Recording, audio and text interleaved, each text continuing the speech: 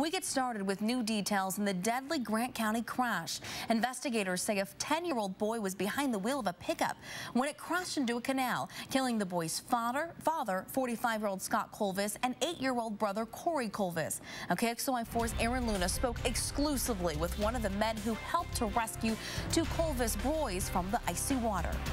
It was March 30th, and Spokane Community College student Cameron Cox and his dad were fishing in Grant County near Summer Falls.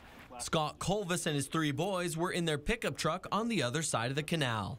They turned around and sat there for a few seconds, and then we heard gravel fly, and then the truck went into the canal. Investigators say 45-year-old Scott was teaching his 10-year-old son how to drive when the pickup plunged over the bank.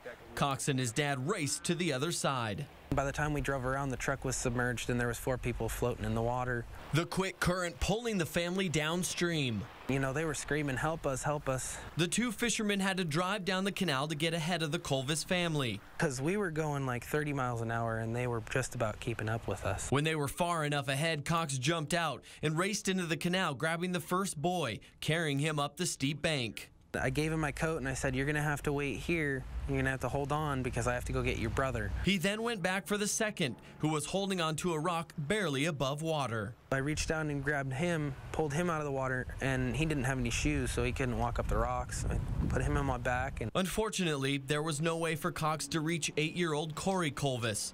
He's haunted by the memory of watching the boy float away. But after talking with the family and kind of sharing some feelings and everything, I feel a lot better. Rescuers found Corey's body 5 miles downstream. Despite all efforts, Scott Colvis's body still hasn't been found. Officials say when they do, they'll close the investigation. For KXLY4 News, I'm Aaron Luna.